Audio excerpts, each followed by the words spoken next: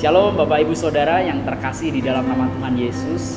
Kita bersyukur Tuhan sudah menyertai kita di dalam ibadah memperingati turunnya Roh Kudus. Ini adalah hari terakhir dan kita akan bersama-sama terus semakin tekun mencari Tuhan di dalam doa dan penyembahan kita, supaya kuasa Roh Kudus semakin melimpah di dalam kehidupan kita. Nah, mari kita akan bersama-sama datang ke dalam hadirat Tuhan. Kita akan naikkan pujian bersama-sama untuk memuji dan menyembah Tuhan pada saat ini. Kurasakan kasih-Mu Tuhan. Mari masuk ke dalam hadirat Tuhan. Siapkan hati kita, pikiran kita, dimanapun Bapak Ibu Saudara berada. Mari kita fokus bersama-sama untuk menyembah Tuhan pada saat ini. Kurasakan kasih-Mu Tuhan. Terima kasih Tuhan. Kurasakan kasih-Mu Tuhan. Kurasakan kuasa-Mu Tuhan. Kurasakan kasih kuasa Roh Kudus. Kurasakan kehadiran-Mu. Curahkanlah bersama-sama, mari katakan bersama. Kanlah kuasa-Mu Tuhan, mujizat terjadi di tempat ini. Curahkanlah dengan segenap hati, mari katakan. Kanlah kuasa-Mu Tuhan, mujizat terjadi sekarang ini. Kurasakan kasih-Mu Tuhan. Terima kasih. Kurasakan kasih-Mu Tuhan. Kurasakan kuasa-Mu Tuhan. Kurasakan kasih kuasa Roh Kudus. Kurasakan kehadiran-Mu. Curahkanlah kuasa-Mu Tuhan, mujizat terjadi di tempat ini. Curahkanlah kuasa-Mu Tuhan, mujizat terjadi sekarang ini. Curahkanlah kuasa-Mu Tuhan, mujizat terjadi di tempat ini. Curahkanlah kuasa-Mu Tuhan, mujizat terjadi sekarang ini. Mujizat terjadi sekarang ini. Mujizat terjadi sekarang ini. Terima kasih. Oh, haleluya. Mujizat terjadi. Terima kasih. Oh, haleluya. Haleluya. Terima kasih Tuhan. Syukur bagimu. Syukur bagimu Tuhan. Kau Allah yang baik. Mengalirlah ya Roh Kudus. Haleluya, haleluya. Terima kasih.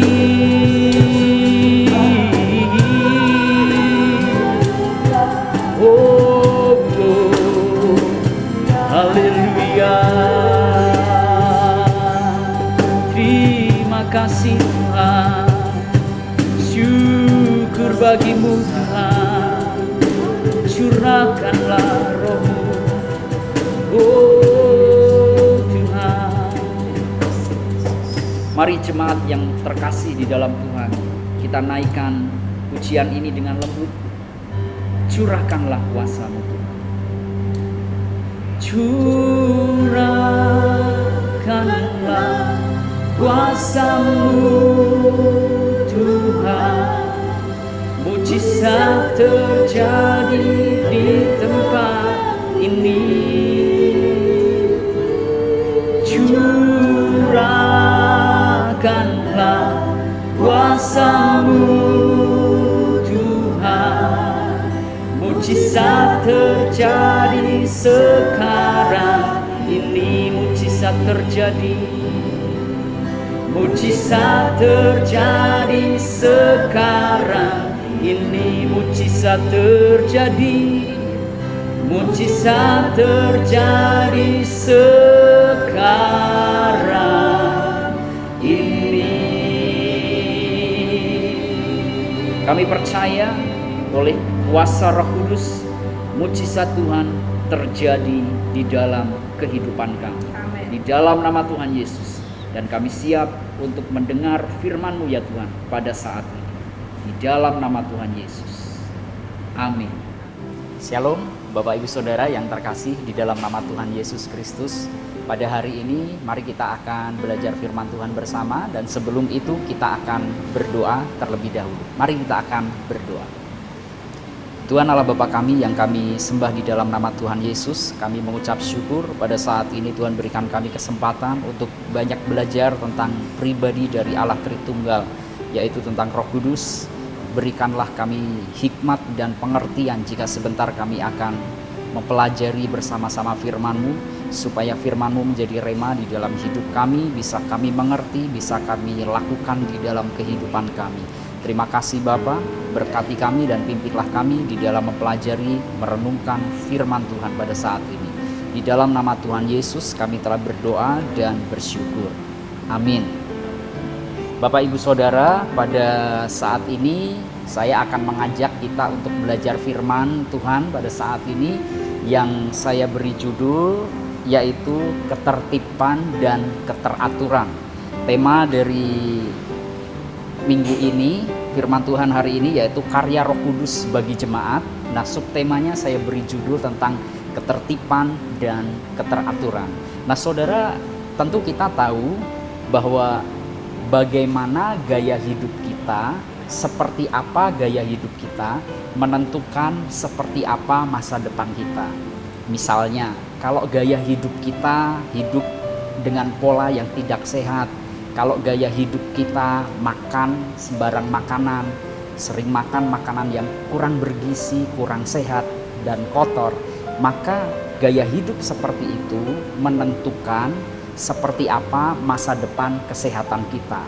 Nah, oleh karena itu, hari ini, saat ini saya ingin mengajak saudara untuk belajar tentang ketertiban sebagai karya Roh Kudus bagi kehidupan jemaat.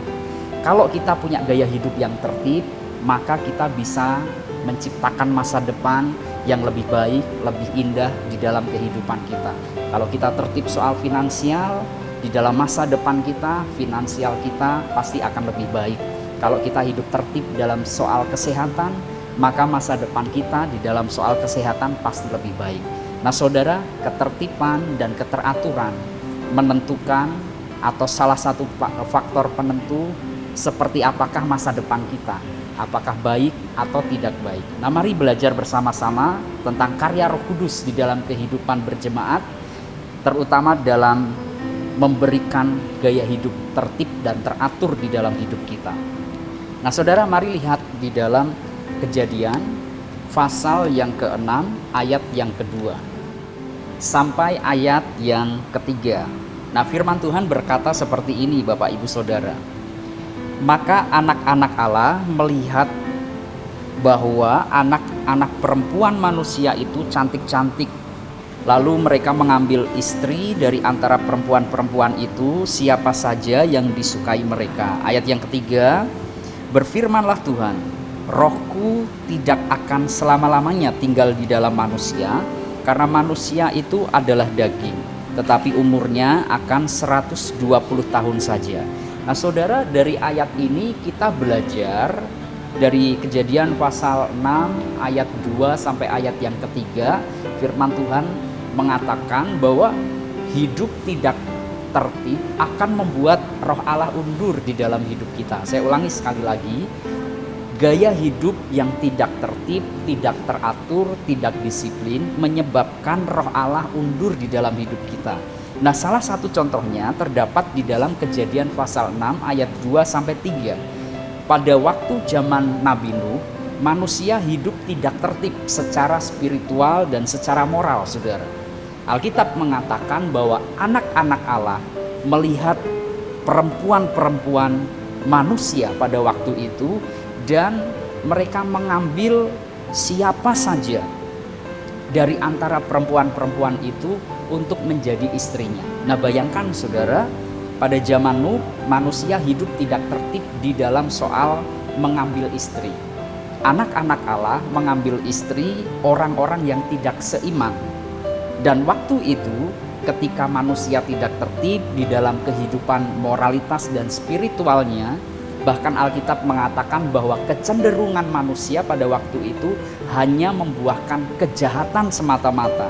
Jadi di antara mereka moralitasnya tidak tertib, mereka mengambil istri yang tidak seiman, mereka suka melakukan kejahatan, mereka hidup tidak tertib. Maka yang terjadi adalah Tuhan berfirman di ayat yang ketiga, Rohku, Alkitab berkata, roh Tuhan tidak akan selama-lamanya tinggal di dalam hidup manusia. Dan akhirnya waktu itu saudara, Tuhan menghukum manusia dengan air bah. Dan hanya Nuh dan keluarganya dan binatang-binatang yang dikumpulkan Nuh yang diselamatkan. Nah saudara, kita belajar bahwa ketika hidup kita tidak tertib, ketika spiritual kita tidak tertib, ketika moralitas kita tidak tertib dan tidak teratur hidupnya, kita hidup sesuka kita hidup seenak kita, itu membuat roh Allah lama-lama undur di dalam kehidupan kita, saudara. Dan ini sudah terbukti di dalam Kejadian 6 ayat 2 sampai ayat yang ketiga. Roh Allah undur dan manusia dimusnahkan pada waktu itu. Nah, mari kita akan lihat lagi di dalam Kejadian pasal 1 ayat yang kedua. Ketika hidup tidak tertib membuat Roh Kudus undur di dalam hidup kita. Kalau Roh Kudus undur di dalam hidup kita, maka akan ada masa depan yang buruk, saudara. Nah, Roh Kudus memampukan kita untuk hidup tertib atau teratur. Nah, ini karya Roh Kudus di dalam kehidupan jemaat. Roh Kudus memampukan kita untuk hidup dengan tertib, dengan teratur, sebagai ciptaan baru yang telah mengenal Yesus Kristus sebagai Tuhan dan Juru Selamat. Kejadian pasal 1 ayat yang kedua, Alkitab berkata seperti ini. Bumi belum berbentuk dan kosong, gelap gulita menutupi samudra raya, dan roh Allah melayang-layang di atas permukaan air. Nah, di ayat ini menceritakan, mengisahkan tentang penciptaan bumi dan segala isinya. Nah, pada waktu itu saudara, Alkitab berkata bumi belum berbentuk. Jadi bumi tidak ada bentuknya, dan Alkitab berkata bahwa bumi kosong, tidak berbentuk, tidak beraturan, tidak berbentuk. Ini berbicara tentang sesuatu yang berantakan, saudara. Seperti sebuah ruangan yang berantakan, kursinya kemana-mana, piringnya berserakan di mana-mana. Itu sebuah definisi tentang ketidakteraturan, saudara. Nah, dalam bahasa Ibrani, kata belum berbentuk itu diterjemahkan dengan kata tohu. Tohu itu kalau diterjemahkan artinya chaos, yaitu kekacauan. Nah, saudara bisa bayangkan secara maknawi, waktu itu bumi tidak ada bentuknya. Secara maknawi, bumi tidak berbentuk, bumi kosong, dan chaos di sana, kacau balau, berantakan, tidak beraturan. Nah, ketika bumi berantakan, ketika bumi belum berbentuk, ketika bumi itu kosong, chaos, penuh kekacauan, penuh ketidakteraturan. Nah, yang menarik di sini peran Roh Kudus bagi jemaat, peran Roh Kudus di dalam penciptaan. Roh Allah melayang-layang di atas permukaan air, Dan ketika ada roh Allah yang melayang-layang, yang memenuhi bumi pada waktu itu, Alkitab berkata, mulailah penciptaan.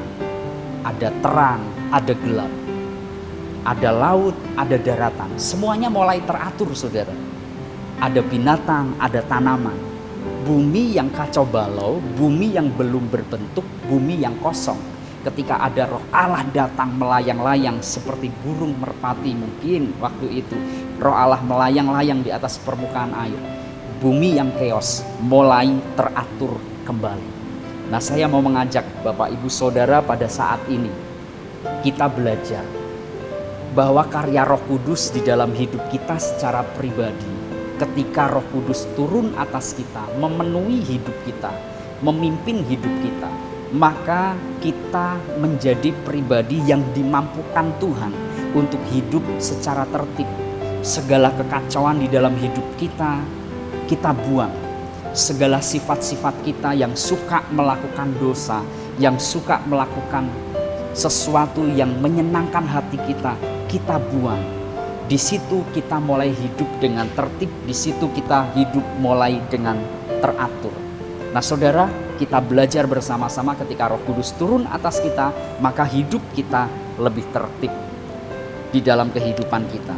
Nah, mari kita akan belajar betapa pentingnya gaya hidup yang tertib di dalam hidup kita. Bilangan 11 ayat 34 Alkitab berkata, sebab itu dinamailah tempat itu Kibrot Ta'awa, karena di sanalah dikuburkan orang-orang yang bernafsu rakus. Nah, saudara, Alkitab berkata bahwa waktu itu di Kibrot Ta'awa ada orang-orang rakus, orang-orang yang makan tetapi makan dengan tidak tertib.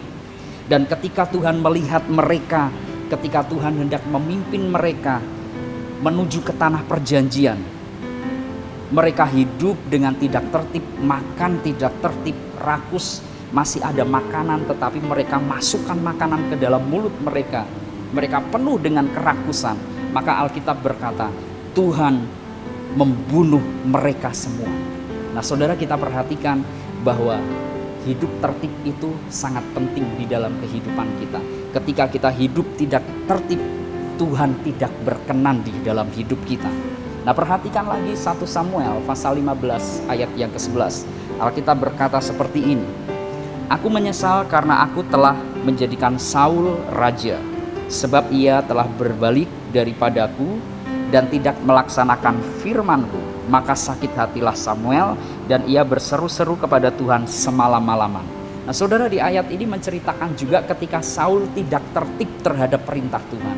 Ketika Tuhan menyuruh bunuh Raja Agag dan bunuh semua lembu dan sapinya.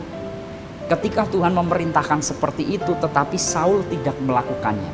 Raja Agag, raja orang Amalek dibiarkan hidup, dan ternak-ternak yang gemuk dia jarah waktu itu, tidak dia musnahkan. Dan ketika Samuel datang kepada Saul, Samuel berkata kepada Saul, engkau tidak taat. Dan Saul waktu itu tidak tertib melakukan perintah Tuhan. Akhirnya yang terjadi, Saul dicopot kedudukannya sebagai raja orang Israel dan digantikan Daud, seorang raja pilihan Tuhan. Nah, saudara, mari belajar bahwa hidup tertib itu penting. Kita bisa hidup tertib kalau kita dipenuhi dengan Roh Kudus dan kita menghidupinya. Ketika kita hidup tertib, itu akan membuat masa depan kita lebih baik. Kalau saudara pernah mempunyai Lego, kita tahu bahwa Lego adalah potongan-potongan kecil. Kalau kita buka bungkusnya, Lego merupakan potongan-potongan kecil dari sebuah bentuk benda tertentu. Ketika kita beli, kita buka kardusnya, itu cuma potongan-potongan kecil yang tidak teratur. Tetapi kalau dengan tertib kita mengikuti buku petunjuknya, kita mengikuti manual booknya, kita susun berdasarkan buku panduan dengan tertib, dengan sesuai petunjuk yang ada, maka potongan-potongan yang berantakan itu, pasal-pasal yang berantakan itu bisa kita susun menjadi sebuah bentuk bangunan, bentuk hewan, atau bentuk objek tertentu dengan sangat bagus. Nah, saudara, begitu juga hidup kita. Kalau kita saat ini menghidupi gaya hidup tertib, maka masa depan kita akan lebih baik. Potongan-potongan yang berantakan di dalam hidup kita akan menjadi lebih baik ketika kita hidup tertib. Mari belajar bersama-sama. Roh Kudus berkarya di dalam hidup jemaat, memampukan setiap kita untuk hidup dalam ketertiban dan keteraturan. Mari tertib di dalam jam doa-doa kita. Apalagi di dalam situasi seperti ini, kita banyak di rumah, terutama kaum pria. Sebagai imam, mari kita tertib menjalankan tugas kita sebagai imam, mengajak seluruh keluarga kita untuk berdoa bersama, mendirikan mezbah kita. Di rumah kita mendirikan mezbah Tuhan. Mari kita tertib di dalam gaya hidup kita. Mari kita tertib di dalam berolahraga. Mari kita tertib di dalam menjaga kesehatan kita. Mari kita tertib di dalam setiap pekerjaan yang Tuhan percayakan kepada kita. Kita lakukan yang maksimal dengan tertib, supaya Roh Kudus memimpin hidup kita dan masa depan kita lebih baik. Karena start saat ini kita mulai hidup dengan tertib. Tuhan Yesus memberkati. Mari kita akan berdoa. Tuhan Allah Bapa kami yang kami sembah di dalam nama Tuhan Yesus, kami mengucap syukur bahwa Roh Kudus ketika memenuhi hidup kami secara pribadi, kami dimampukan Tuhan untuk hidup lebih tertib, menjalankan setiap tugas dan kewajiban kami selama kami hidup. Meteraikan firman-Mu di dalam hati kami dan berkatilah setiap jemaat yang ada, supaya kami hidup dalam pimpinan Roh Kudus, supaya kami hidup lebih tertib, lebih teratur di dalam setiap apa yang Tuhan percayakan kepada kami. Terima kasih Tuhan. Di dalam nama Tuhan Yesus kami berdoa dan bersyukur. Amin. Mari kita akan terus memuji dan menyembah Tuhan pada saat ini. Kita akan masuk ke dalam pokok-pokok doa kita. Kita akan datang ke dalam hadirat Tuhan dengan pujian yang mengatakan berhembuslah Roh Kudus. Saya ajak jemaat Tuhan dimanapun saudara berada, mari kita datang ke dalam hadirat Tuhan. Karena hadirat Tuhan tidak terbatas oleh ruang dan waktu. Mari kita menyembah Tuhan. Berhembuslah Roh Kudus di tempat ini. Terima kasih Bapa. Berhembuslah Roh Kudus di dalam hidup kami di tempat ini untuk memenuhi kami. Terima kasih. Mari naikkan pujian ini bersama-sama saudara. Berhembuslah Roh Kudus di tempat ini. Berhembuslah Roh Kudus dengan kuasa-Mu. Pulihkanlah gereja-Mu di akhir zaman. Berhembuslah, berhembuslah, berhembuslah sekarang. Urapilah kami, urapilah kami dengan minyak baru. Penuhilah kami dengan hadirat-Mu.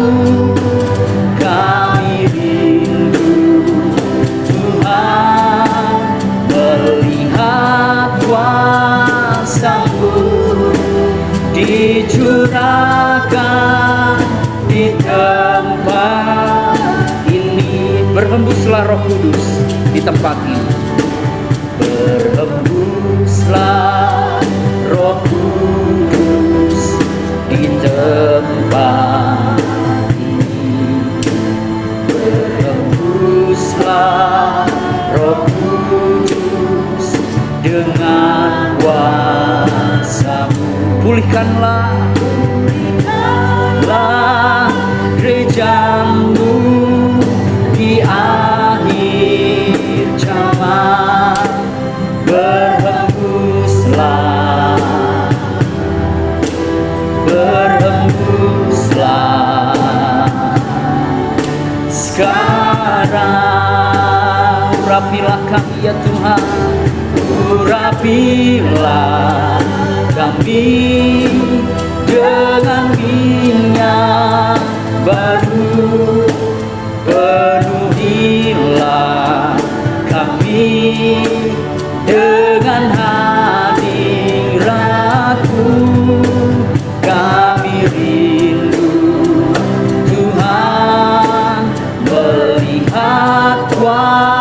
kuasamu dicurahkan di tempat ini. Urapilah kami, urapilah kami dengan minyak baru. Penuhilah kami dengan diraku, kami rindu Tuhan melihat kuasamu dicurahkan di tempat ini. Dicurahkan di tempat ini, dicurahkan di tempat ini. Terima kasih.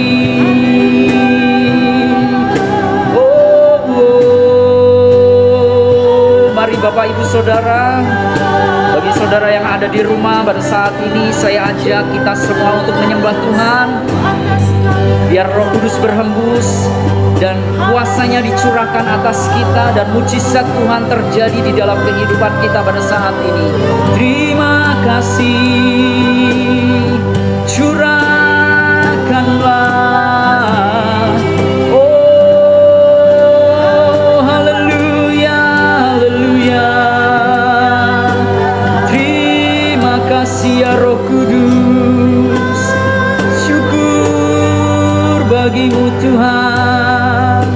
Haleluya, haleluya. Curahkan Roh-Mu Tuhan. Oh, haleluya. Terima kasih Tuhan. Syukur bagimu Yesus. Terima kasih Tuhan. Kita percaya bahwa ketika Roh Kudus dicurahkan memimpin hidup kita, maka mujizatnya akan terjadi. Saya ajak Bapak Ibu Saudara yang ada di rumah menaikkan doa-doa syafaat kita bersama-sama, dan doa-doa syafaat bisa Bapak Ibu Saudara lihat di layar yang ada, dan kita bersatu di dalam doa. Karena 2-3 orang berkumpul bersatu bersepakat di dalam nama Tuhan Yesus meminta apapun, maka Tuhan akan mengabulkan permintaan mereka. Mari kita menaikkan doa-doa kita di dalam nama Tuhan Yesus. Amin.